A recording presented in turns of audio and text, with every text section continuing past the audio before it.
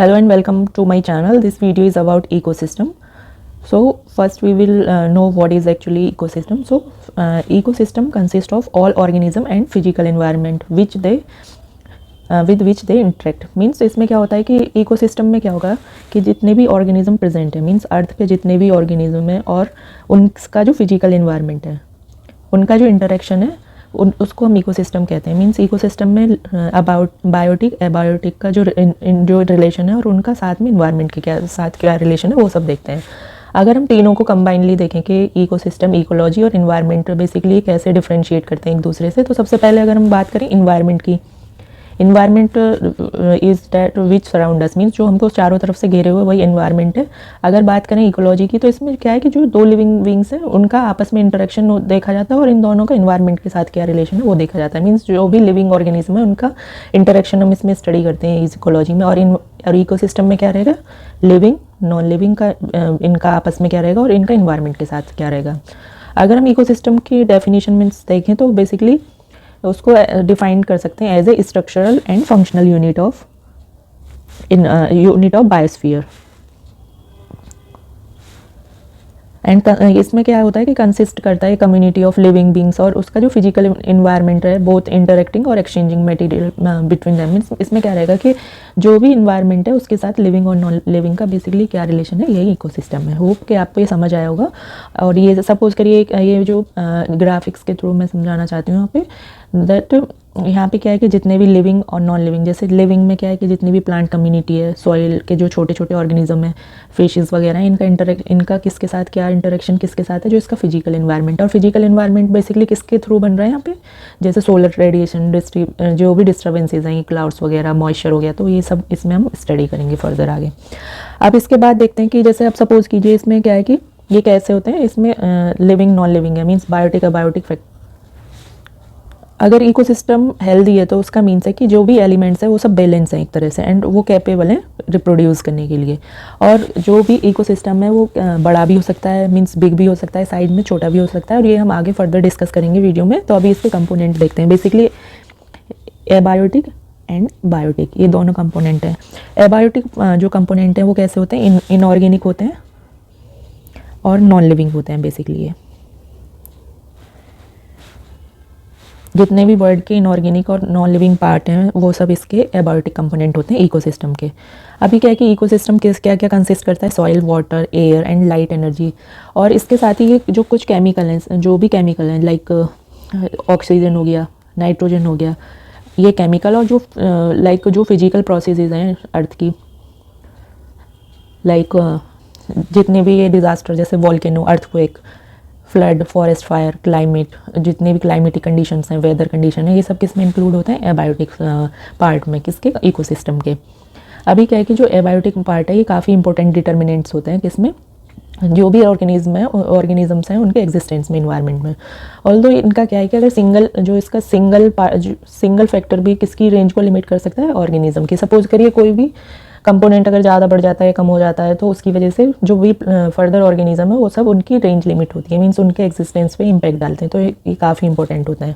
तो इसमें हमने कुछ देखे कि क्या क्या भी बेसिकली एबायोटिक होते हैं, like energy, rainfall, temperature, atmosphere, substratum, ये सब इसमें जैसे मिनरल्स वगैरह, जितने भी जैसे लैटिट्यूड, एल्टीट्यूड, ये सब इसी के पार्ट है, क्योंकि ये इसमें काफ़ी रोल प्ले करता है. अब बात करें दूसरे component means second one is biotic component.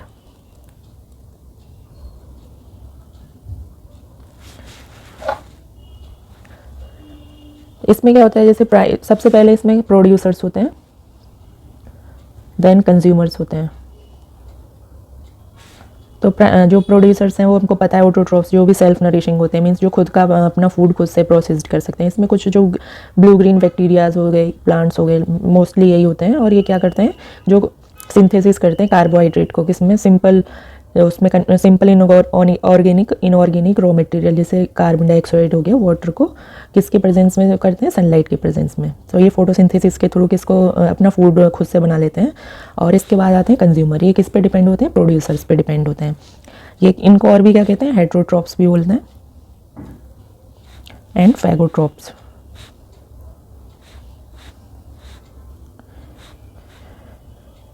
Means ये किस पे डिपेंड, ये अदर पे, अपनी नरेशन के लिए अदर्स पे डिपेंड करते हैं और ये इनकेपेबल होते हैं बिकॉज इनमें फोटोसिंथेसिस नहीं होता है, बिकॉज इनमें क्लोरोफिल एब्सेंट होता है।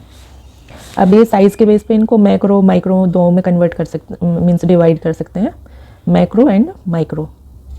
अभी मैक्रो की बात करें तो इसमें क्या है कि जो भी बड़े लार्ज साइज एनिमल होते हैं लाइक लायन कैट, ये सब जितने भी हैं, इसमें इसकी बेसिकली जो फर्दर डिवीज़न भी होते हैं, जो कंज्यूमर्स होते हैं, ये कैसे कार्निवोर्स भी होते हैं और ओमनीवोर्स भी होते हैं, हर्बीवोर्स भी होते हैं। हर्बीवोर्स किनको कहते हैं, जो सिर्फ वेज जितना भी वेजिटेरियन थिंग्स हैं, मतलब बस प्लांट वाली चीज़ें खाते हैं।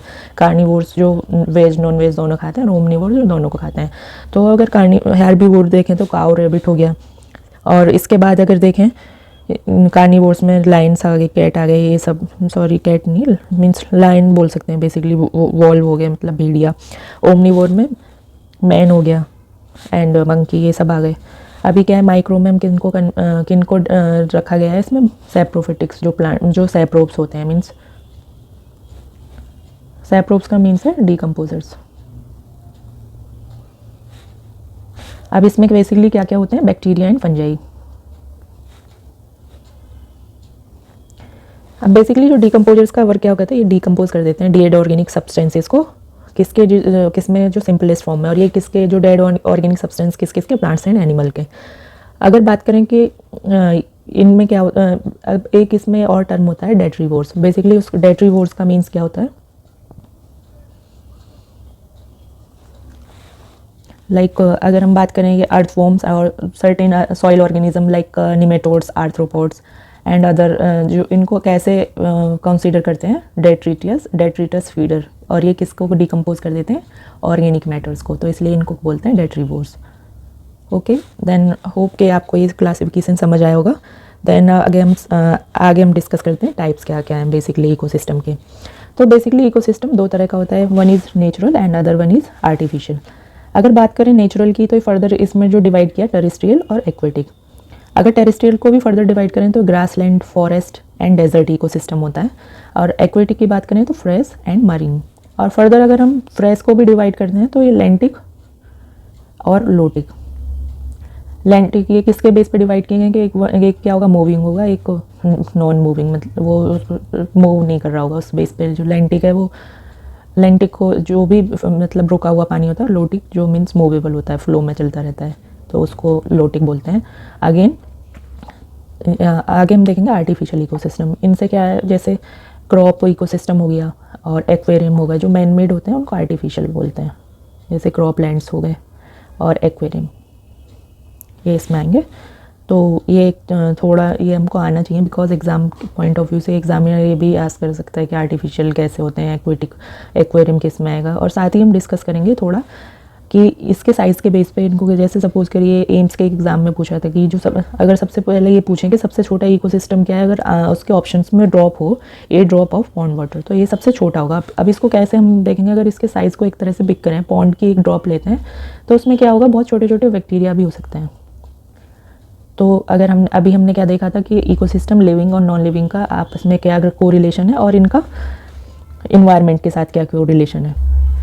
तो इसके बेस पर हम इसको सबसे छोटा इकोसिस्टम कंसीडर करते हैं। अगर नेक्स्ट की बात करें, अगर आप क्वेश्चन उसको अगर माइक्रो इकोसिस्टम किसको बोलेंगे, जैसे पॉन्ड हो गया, मीन्स सबसे छोटा ड्रॉप है तो उससे बड़ा जो भी रहेगा वो पॉन्ड। नेक्स्ट नैनो, ये नैनो का किससे रिलेशन, मीन्स नैनो के बाद जो इससे भी बड़ा रहेगा। देन अगर बायोस्फीयर के बारे में पूछे तो उसे ग्लोबल इकोसिस्टम बोलते हैं। तो ये क्या है, बायोस्फीयर। बायोस्फीयर हम सबको पता है, ऑलरेडी डिस्कस कर चुके हैं कि ये सबसे बड़ा होता है इकोसिस्टम के बाद भी इसका टर्न आता है। तो ये था यहाँ पे इसका क्लासिफिकेशन बेसिकली। नेक्स्ट अब हम अभी क्या इसका बचता है, ऑलरेडी हम क्या क्या डिस्कस कर चुके हैं कि इकोसिस्टम क्या है, उसके पार्ट क्या है, मींस कंपोनेंट क्या है, उसके टाइप्स क्या हैं। अब इसका इकोसिस्टम बेसिकली कौन कौन सी गुड्स एंड सर्विसेज प्रोवाइड करता है इकोसिस्टम, तो वो सब हम डिस्कस करेंगे। और उससे पहले डिस्कस करेंगे इसकी कैपेबिलिटी के बारे में, मींस जो एक इन्वायरमेंट की स्पेसिफिकसिटी है वो क्या है कि ये अपने को कैपेबल है मेंटेनिंग करने में, किसकी, जो भी इसका जो भी इक्विलिब्रियम है वो खुद को मेंटेन कर लेता है, मींस जो भी रेगुलेट कर लेता है खुद को। तो इसकी जो प्रोसेस है, इसकी जो कैपेसिटी है सेल्फ रेगुलेशन की, उसको क्या कहते हैं, होम्योस्टेसिस। ये टर्म आप लोग याद रखिएगा।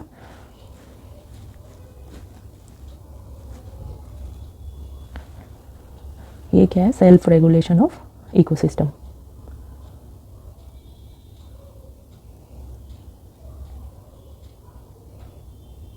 अब बात करते हैं कि इसके बेसिकली इकोसिस्टम के वर्क क्या क्या है, मीन्स ये क्या क्या प्रोवाइड करता है।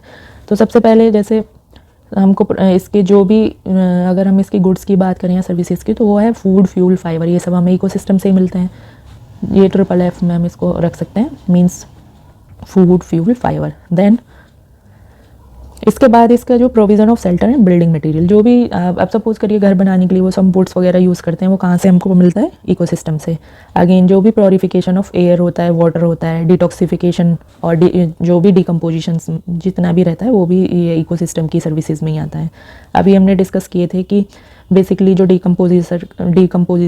कंपोजिसर्स का वर्क क्या है, वो सभी उनका ये वर्क होता है, डिटॉक्सिफिकेशन एंड डिकम्पोजिशन।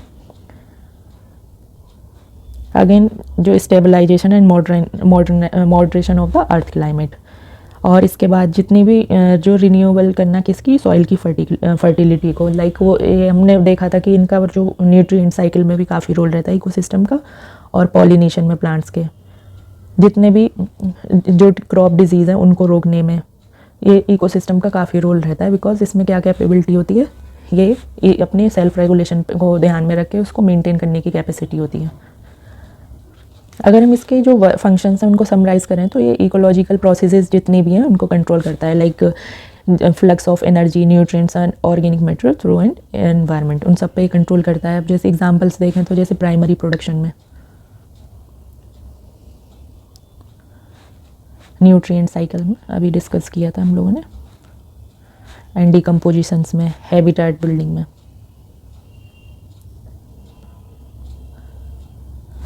तो ये सब हमने डिस्कस किया। अगर एक और लास्ट क्वेश्चन बचता है कि अगर आपसे पूछें कि इकोसिस्टम एक ओपन सिस्टम है या क्लोज सिस्टम है, तो इसका आंसर ओपन होता है, means ecosystem is an open system. So hope आपको ये वीडियो पसंद आया होगा। Thank you so much for watching.